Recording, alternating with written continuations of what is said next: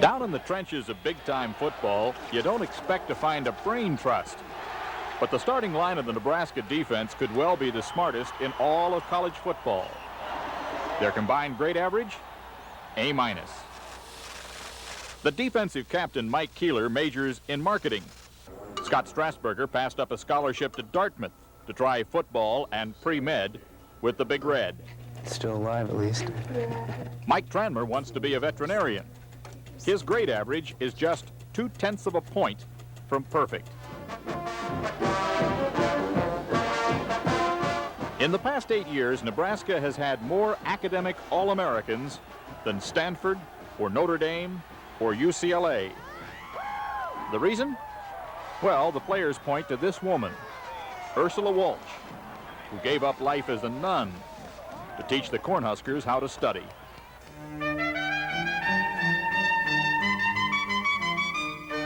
So how did a Dominican nun with 20 years experience end up as an academic coach? Well, her career has had more moves in the Nebraska backfield. She began teaching back during segregation days, checking out books for black children from a public library where they were not allowed. The church sent her to Illinois, Alabama, Wisconsin, and Minnesota. Along the way, she collected 3 master's degrees. She came to Nebraska looking for a PhD and a new way of life. She found both. Oh, hi, Urs. How you doing? Hi, Urs. How you doing, Urs? Hi. Sure. 11 years ago, Sister Raymond, as she was known back then, simply walked in with some ideas. All right, let's go. Coach Tom Osborne liked them. That's it. Okay. And hired her. 6 months later, she left the religious life. It was scary. You know, I'd never had to buy insurance. I'd never had to make payments on a car. My mother was very happy that I was in the order. That was fine with her. And so when I called her and I told her that I was thinking about leaving, and I said, you know, I'm going to need some money. And she said, you have it. And she never asked me why or anything. She said, you have it. I didn't need it because I got the job. Ursula Walsh had never even seen a Nebraska football game. Comes in waves. Sometimes it's real bad and sometimes you don't even have it. She does know how to spot problems, any problems, that stand in the way of her boys' academic progress. Like my dad had told me that homesickness is the worst sickness you can have. Does this pressure affect them in ways we seldom hear? Well, yeah, you're a normal, happy student, and then you step into the locker room, and all of a sudden you become a great player. I heard someone call it a Clark Kent syndrome. That's difficult.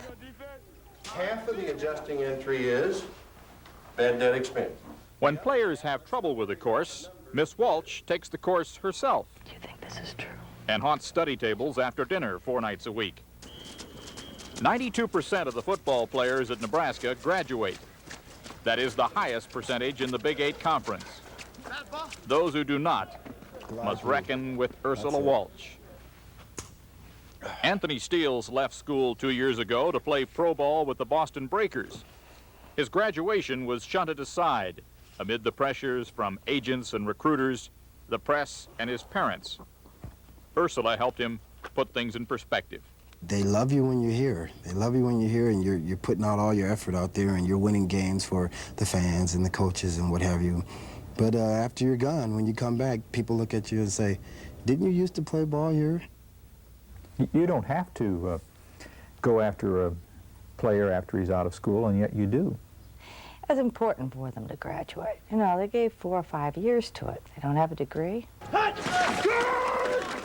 university really owes them that.